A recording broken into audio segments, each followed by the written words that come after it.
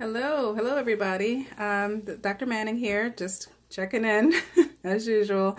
Just wanted to talk a little bit about some how to build your plate. So that is always like it's always a question that comes up with people who are either trying to get healthy, don't know what to eat, don't know how to eat it, when to eat it. So I just want to talk a little bit about that. It's Friday today, the day I'm recording this video, and it's a day in April, so we're getting into summer season. So of course we get into a lot of like barbecue food and a lot of carbs with particular salads and things like that. So just want to talk a little bit about how to build your plate. So the old adage and the old way that we build our plate was with three portions. You got your protein or your meat product, and then you got your vegetable, and then you got your carbohydrate, and usually like potatoes or something like that. But that actually way of building our plate in three separate portions that way is not recommended anymore. And that's simply because we're not getting enough of one item and maybe getting too much of another. So there's different ways to incorporate the items that you need in your diet. And then that way you're able to then feel healthy, not pack on excess pounds or weight, or also known as waste. Weight is waste. And then you're able to get the macronutrients you need. So particularly in this video, I'm going to be talking about macronutrients, specifically healthy fats, healthy carbs. We pretty much have a firm grasp on our proteins in our diet. So those will be things like your fish, your beans, your chicken, your pork, your beef, your steak, those types of things. I think people know what to put on their plate as far as a protein, but we kind of get lost when we're trying to figure out healthy fats versus healthy carbs versus your fiber. So number one, the first thing I want to say is when you're building your plate, you have your plate in front of you, you have your food that you cooked. You want to make sure your protein is at least 50% of your plate. Or 50 grams or so, at least 50 grams. So, and that's for the average sedentary person. So sedentary means you don't do a lot of movement or activity. You're pretty much seated or you're sitting down. You're not really burning off a lot of excess expenditure. But if you're pretty active, that number needs to go up. And you could talk to your provider or your health coach if you have one about how many grams of protein that you would need specifically for your situation. So like a marathon runner would need more protein than, let's say, your grandma. Or a girl going through puberty may need more protein than someone who is not in puberty or not going through that particular part of life. So let's talk a little bit about healthy fats to get started. So what is a healthy fat? So healthy fats will be your monounsaturated fats. Monosaturated fat. So that means there's only one chain link to the fat, and that doesn't have to go through a specific breakdown process where it happens in polyunsaturated fat. So the polys are what we don't want to do, or the like things high in triglycerides is what we don't want to have. So things that are healthy in fat, we need to have about 25% of our plate needs to be healthy fat. So how do you measure a healthy fat? Like, what is that? So that'll be things like your avocado, and people say they don't like avocado, but they are delicious and they're very, very good for you. Chia seeds, which you can add a little bit just right to your smoothie if you're a smoothie person. If you're not a smoothie person, I would highly recommend it. Or you can add them even to your yogurt. I've had them both ways and they're delicious either way. Also flaxseed. Flaxseed is high in a healthy fat as well. Walnuts, any type of fatty fish like your salmon, your mackerel, your trout. Those are all things that are really high in fat that are going to help to strengthen your vessel wall. So I usually say your fats are your protection. So your fats are your protection, and what that means is it helps to provide a little bit of stability to your vessel wall and helps with the flexibility. So if you're someone who has really high blood pressure and you eat a diet low in healthy fats, your vessel walls become stiff. That's called arteriosclerosis. So that's what we don't want, because then you end up with plaque on the wall and hardening of your arteries. And when your artery walls are hardened, now you have a risk of higher blood pressure. You have a risk of kidney disease, stroke, increase your cardiovascular risk for heart attacks. So you want to make sure you're having a diet high in healthy fats. So and even so, the American Heart Association now recommends the Mediterranean diet, which is high in healthy fats, over the DASH diet. And the DASH diet was a diet that was high in whole grains, high in low, keeping your salt level low, which is still a great diet to have for someone who is diagnosed with high blood pressure or has some cardiovascular risk based on family history and personal history as well. However, the Mediterranean diet is a more better diet to have because you're eating meat and fish sparingly, and you're eating lots of fresh fruit, fresh vegetables with your healthy fats, like your olive oils, and like I said, your olive oils, your grapeseed oil, your avocado, your fatty fish, like your salmon, your mackerel. You're eating a lot of that into the diet as well. And even nuts. Nuts are high in healthy fats. So how do you get your healthy fats? Where do you get them from? So if you have like a handful or a cup of almonds, that'll be about 14 grams, that seems like a lot, right? So if you could just consider the fact that you need about 50 grams of healthy fat a day, a handful of almonds throughout the day seems like, oh, that's pretty simple. And then if you have a piece of fish, that'll give you another 10 to 14 grams. So you get really close to getting that healthy fat in. It's just making the right choices to put it on your plate, because sometimes it's so easy just to go for the other thing than it is, the thing that you need. So if you're someone who cooks with vegetable oil, please stop.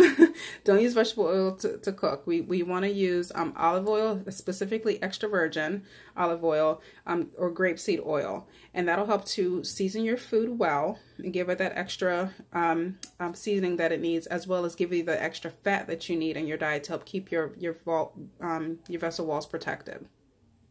The second thing I want to talk about is your healthy carbs. So healthy carbs, I know people sometimes go straight to like, what is a carb and what does it do? So a carbohydrate, its sole purpose in life is to provide energy.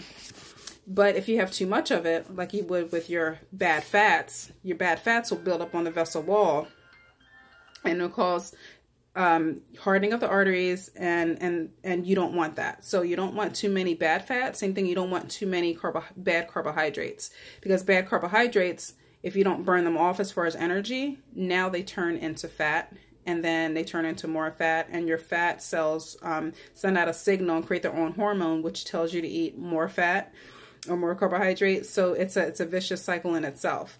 So some common carbohydrates that we eat in our culture would be like your white breads, pasta, white rice, and white potatoes. So those are things that are fortified and modified. So that's what we don't want to have. So we don't want to eat, because our body, simply in layman's terms, can't break it down. It doesn't know what it is. It's not very natural, and your body doesn't recognize what it is. So as it's trying to figure it out, your blood sugar's rising, you're getting more insulin resistance, and you're packing on weight that you can't burn off. So how many grams of carbohydrates do you need? About 250 grams a day, which again seems like a lot. But if you're eating too many of them, you're going to end up feeling very tired and sluggish. So you don't want to eat too many carbs, because when carbs are for energy. So my common thing I usually say, if you're going to have a carbohydrate throughout the day, which you need for energy to get through your day and have your body functioning the way it should, limit your carbohydrate intake in the evening, or particularly within 3 to 4 hours before bed. Simply because a carbohydrate eaten within 60 to 90 minutes, it waits around to be burned off for energy. But if it's not burned off, it gets stored in the liver as fat. And then if you do that every day for 30 years, now you have a problem with glycemic control, and you have a problem with insulin resistance, which is all the medical terms for diabetes. So diabetes is not something that we take lightly. It's not something that develops overnight. Diabetes develops very slowly with insulin resistance, with eating too many bad carbs at the wrong time, and not burning them off. So one of the most common, easiest thing you can do to burn off a carbohydrate, especially if it's like you just have to have it, would be to take a walk, or go for a walk, or go for a run, or do some sort of exercise after eating a carbohydrate, or going after dinner. So if I just diagnose somebody with diabetes, I usually tell them, after you eat your dinner, go for a 20 to 30 minute walk. And because nothing burns through blood sugar or glucose faster than your muscles. So if you're able to burn it off through some type of physical activity, it's going to get burned off. So, so some healthy carbohydrate options other than like your typical pastas, rice, potatoes would be like things like chickpeas. It'll also things like whole grains. I'm not talking about like bran cereal or bran or like partial of a grain. I'm talking about whole grain, where you can actually see the whole grain and it's not broken down. So that's something that's not fortified, or something that's not broken down in a lab. Bananas are high in carbohydrate. Apples, quinoa. If you never had quinoa, give it a try. It's very delicious. It's also high in protein as well, so it can be a substitute for both your carbohydrate and your protein. Sweet potatoes are a great substitute for carbohydrates. I know if you love potatoes, an easy switch would be switch from white potatoes to sweet potatoes, because it's going to give you all the nutrients you need, including your vitamin A, your fiber, as well as your carbohydrate that you need, and it's a good carbohydrate. Also blueberries. Blueberries are really high in carbohydrates, so you don't want to have too many of these things, but you want to time them at the right time. Specifically, if you're someone who goes to the gym or works out, it will be good to have one of these items before a workout. For example, maybe it would be beneficial if you're going to do an intense, high intensity workout to eat a half a banana, or have a few slices of apple before your workout, or even afterward for muscle recovery. So there's different ways to build your plate, and there's different ways to incorporate the carbohydrates into your diet. And the last thing I want to talk about, as far as because we already talked about the proteins with how much you need of that, which was about 55 grams or so. The healthy fats, which you need about 50 grams of them, and that'll be about 25% of your plate, and the other 25% of your plate, which will be the healthy carbs. So 50% of your plate is your protein, 25% is your healthy fat, the other 25% is your healthy carbs. The last thing I'm going to talk about is the fiber. Fiber kind of gets a bad rap, I usually say, because we really don't go to put fiber in our bodies unless we're trying to put them in for an event. So for example, a lot of my patients really are not interested in having a high fiber diet unless they're constipated, or unless they're having some bowel problems, or unless they're on a specific other diet that where they have a specific complaint or specific medical condition. The amount of fiber we need a day is between 20 and 30 grams a day.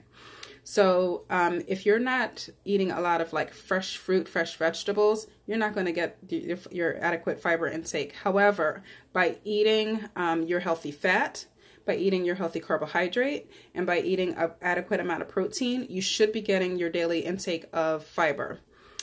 Most people do not get in enough fiber a day. So what's needed between 25 and 30 grams a day, what people get is about 15 grams.